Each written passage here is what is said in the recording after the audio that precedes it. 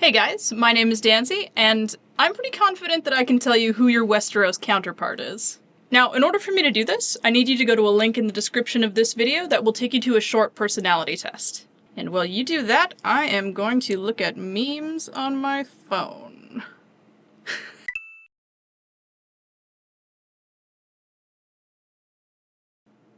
Oh, you're done? Alright, cool. Let's get started. Dancy, what the was that, and what the do these letters mean? What a well-articulated question. So, Myers-Briggs is a personality test that focuses on indicating how you see the world and make decisions. And without going into a huge explanation of cognitive functions, although for the record, this is the method I use to sort each character and what I suggest looking into if you want to learn more, the simplest, most bare-bones way to describe it is that the test determines where you are on 4 scales. Whether you're an introvert or an extrovert, whether you gather information from experience or ideas, whether you make your decisions with your thoughts or with your feelings, and whether you approach life methodically or prefer to leave things open. The test will give you some combination of letters that puts you into one of 16 categories. For example, you can see here by my results that I'm an ENTP. But since each of the 4 dichotomies is really more of a gradient than an either-or, even people with the same type can have different nuances in their percentages. For example, I'm an especially extroverted ENTP at 96%, but another ENTP might be as low as 51% extroverted, putting them on the fence between an ENTP and an INTP. And the same can go for the other 3 categories, so keep that in mind. Now, if you're a pedantic nitpicker who loves to remind people how smart you are, you've probably already started typing something in the comments like, Myers-Briggs has little to no scientific merit, or it's a glorified BuzzFeed quiz. And to you I say, yeah, I actually agree with you. In fact, you should never let the results of any personality test dictate your life or how you see the world. Look, this isn't me trying to psychoanalyze anyone, and I'm definitely not trying to herald Myers-Briggs as something it isn't. We're just having fun here, take it with the same grain of salt as you would anything else on the internet. If you want to know the truth, this is actually my backdoor way of getting more people to think about and analyze characters when they might not usually. Oh, and one last thing. Okay, so I put timestamps in the description if you just want to see your type, but if you're curious to see where I put the characters, feel free to stick with me, because we're going to go through them all. Here we go. Starting off with my type is ENTP. ENTPs are the ultimate devil's advocate, thriving on the process of shredding arguments and beliefs and letting the ribbons drift in the wind for all to see. ENTPs enjoy the mental exercise found in questioning the way things are usually done. They derive great pleasure in arguing all points and require constant stimulation. However, jumping quickly from one thought to the next results in them being great at starting projects, but horrible at finishing them. ENTPs are knowledgeable, quick-thinking, can argue all sides, and love an intellectual challenge. However, they're also easily distracted, dislike practical matters, and can easily burn bridges with how much they like to argue. The character who fits this type best is Tyrion, 100%. He is the ENTP poster boy. He's an amazing debater and is always the one to come up with crazy, unconventional ideas, like his chain and wildfire at the Blackwater. Euron Greyjoy is another character that fits ENTP, but I went with Tyrion because his characterization is a lot stronger, and you could make a case for Euron being a couple other types. INTJ. INTJs are true skeptics who ask not what the world is, but what it could be. Independent and brilliant theorists who are always focused on the future, INTJs are defined by their ability to examine every outcome and plan every move with consideration and intelligence, always assessing new contingency plans.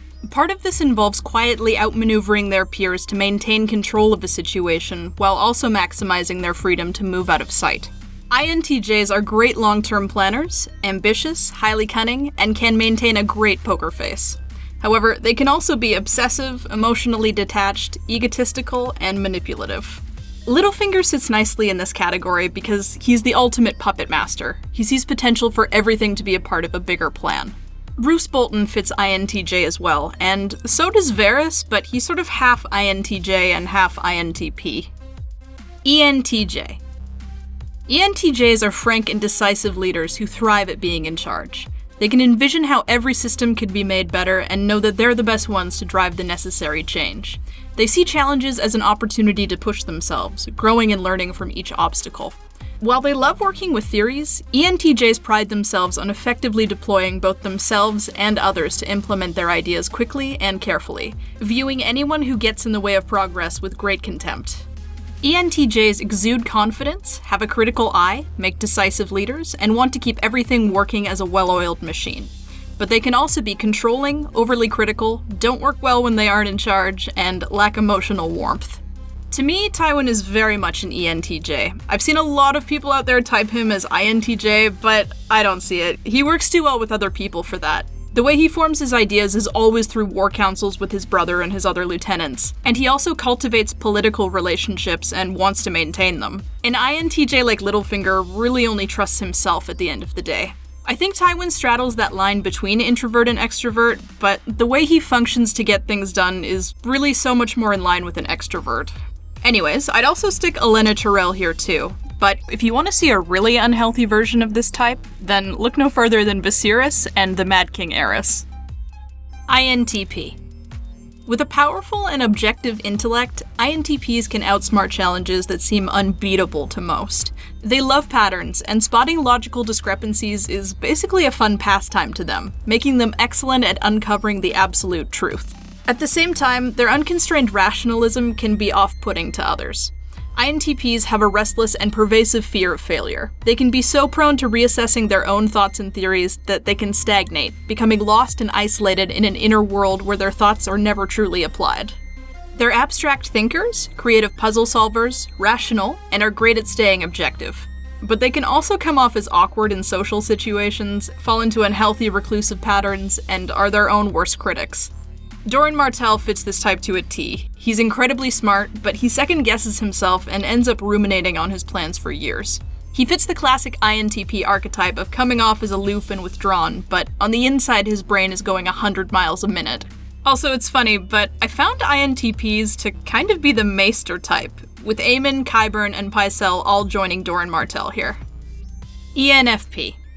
An ENFP is the ultimate people person. They're often the life of the party, enjoying the social bonds they form with others. When they find a cause, ENFPs will bring an infectious energy that often gets them idolized by their peers. There's nothing they love more than establishing friendships and using their broad popularity to sway and motivate others. ENFPs crave creativity and freedom, but dislike anything routine. ENFPs are laid back, enthusiastic, extremely charismatic, and great at stepping out of their comfort zone. However, they also have poor practical skills, don't work as well on their own, and can have trouble keeping on task. This is another easy one. You guys know I'm always going on about Renly's social intelligence, and that's what ENFPs are all about. He believes that whoever holds the most relationships and admiration holds all the power, and moreover that a good king takes more time to understand what his people want than what they need. I mean, he ran his entire campaign on the strength of personality alone, and that's essentially the most ENFP thing ever. So yeah, Renly all the way here. INFJ. INFJs will act with insight and sensitivity not to create advantage, but to create balance. They find it easy to make silent connections with others and have a gift for warm, responsive thought processes. They shine at quietly navigating people and always aim to get to the heart of a problem. INFJs are peaceful romantics, but run into trouble when their rose-tinted version of the world doesn't match up with reality. INFJs are insightful, compassionate, patient, and give off a calming presence. Although they can also be naive, have trouble protecting their hearts, and lean towards the unrealistic. The character that fits this type is Sansa. Her defining trait is her empathy. She has a knack for seeing and appealing to people's natures, and was able to survive in King's Landing because she's so good at it. A great example is when she convinces Joffrey to spare Ser Dontos' life by telling a white lie to appeal to his emotions. ENFJ. ENFJs are often described as idealist visionaries, maintaining that there is a better future for all of mankind out there on the horizon. Where their capacity for inspiring communication and attunement to the needs of others really shows is as passionate leaders. While always heeding a humanitarian call, ENFJs are unlikely to have the stomachs for hard decisions or the minds for details. ENFJs are captivating speakers, tolerant of others, seek positive change on a global scale, and look to champion those in need. But what challenges them is their fear of ending up alone, a need to impose their help whether it's wanted or not, making too many commitments, and having trouble getting past their savior complex. Daenerys is definitely an ENFJ. She wants to help and inspire every downtrodden group of people she passes by. Her dream is to see everyone unite under her values, but she often lacks the finer details of how to go about this. INFP.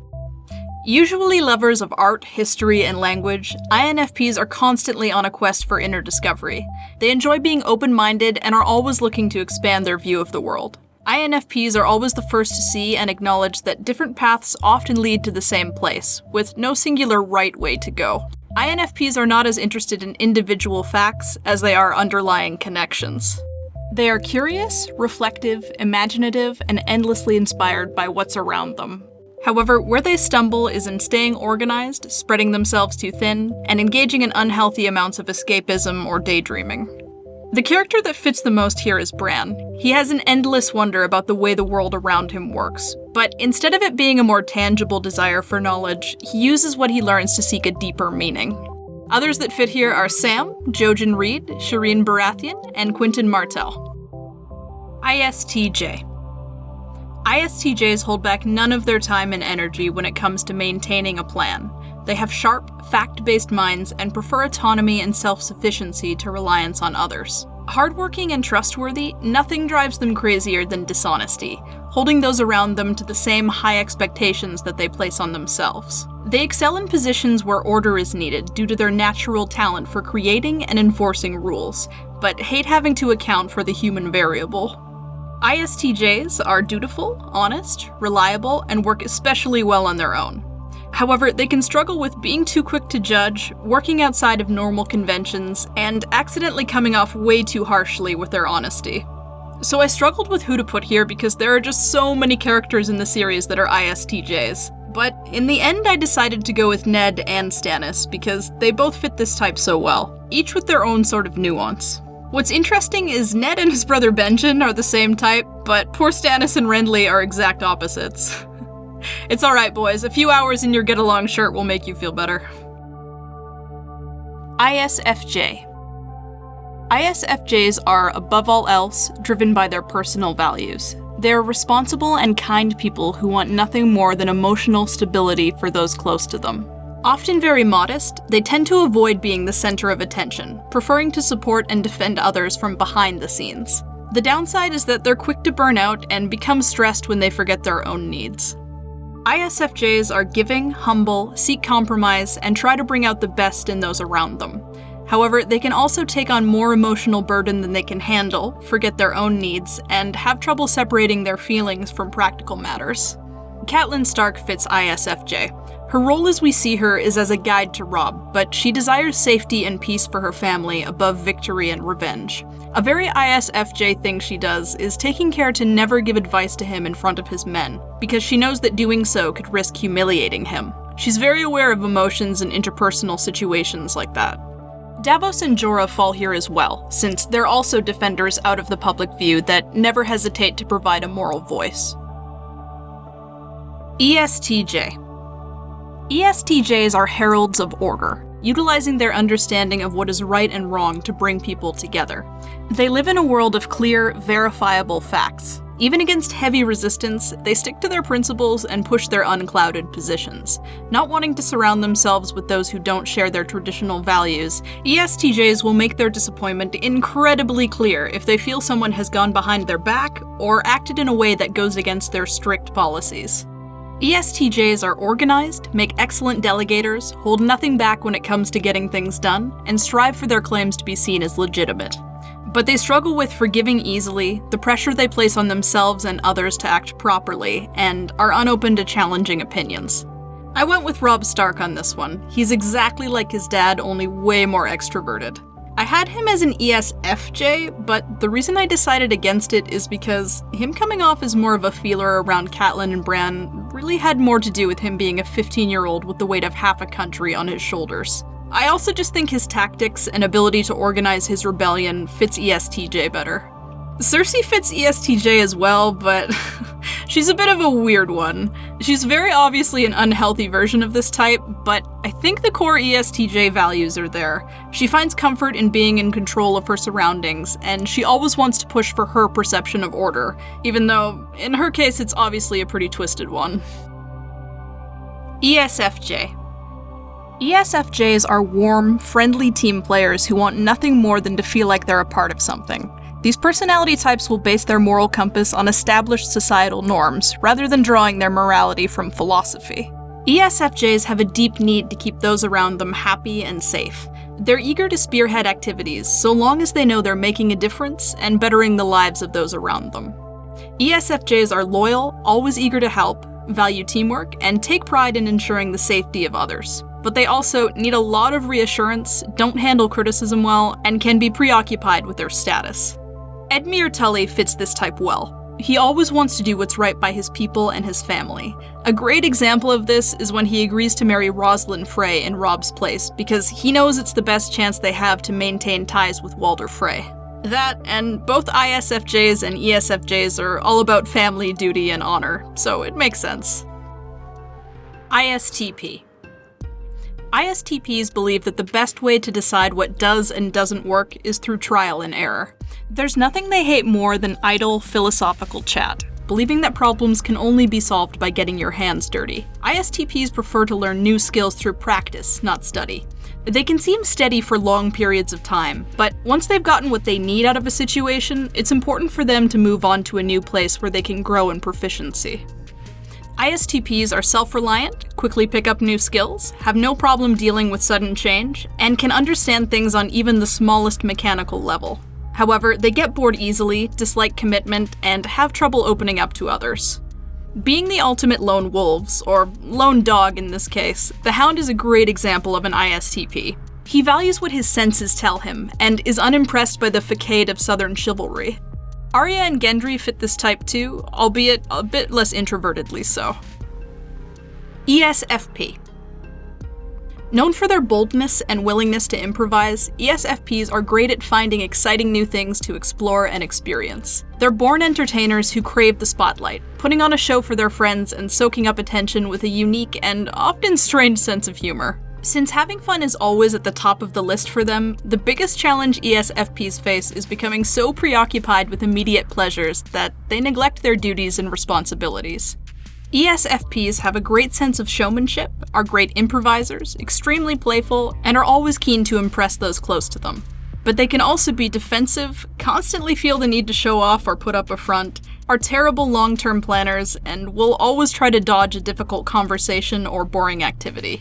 A really good fit for this type is Theon, or, well, at least pre-Reek Theon. You can see that he's more of an unhealthy version. A big part of his inner narrative is wanting to impress those around him constantly, so much so that his life becomes one big act because his identity and self-worth are so tied up in what others think of him. Other ESFPs in the series include Robert Baratheon and Joffrey Baratheon, who embody a lot of the negative traits more than anything here too. The only other character I can think of who's even close to being a more well-adjusted representation of ESFP is Aerion Martell. So there is that at least. ESTP. ESTP personality types always have a sense of their immediate surroundings, living in the moment and diving headfirst into problems. They're extremely adept at noticing small changes in others. Whether it's a shift in facial expression, a new clothing style, or a broken habit, people with this personality type pick up on hidden motives where most people would be lucky to pick up on anything specific at all. However, even with their highly observant minds, ESTPs are action-oriented and may forget to look before they leap. ESTPs are perceptive, always tell it like it is, have a great eye for discernment, and make their own rules. However, they can also be defiant for no good reason, impatient, take unnecessary risks, and tend to act without thinking. Jaime is a pretty perfect fit for this type. Slaying the Mad King when he was about to burn King's Landing, pushing Bran out of a window, and jumping into a bear pit to save Brienne are all good examples of him taking the immediate, straightforward action of his type. He's quick to see and quick to act, and usually stands by his actions whether he's right or wrong. Other characters that fit ESTP are Asha Greyjoy, Dario Naharis, and Oberyn Martell. ISFP. ISFPs are adaptable watchers of the world around them who use what they see and feel to find out who they are. Seeing the pursuit of self-discovery as a personal journey, they can be incredibly difficult to get to know. ISFPs feel uncomfortable in leadership roles, not because they lack responsibility, but because they feel they have no right to exercise control over others.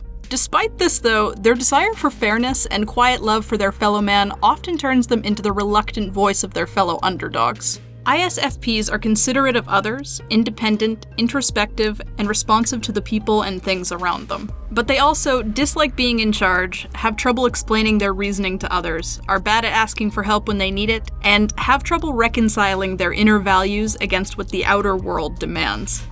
Jon fits this type extremely well. I see him mistyped all over the internet as INFJ or INFP, and I could not disagree more with this. He's too grounded in his immediate surroundings to be an intuitive type.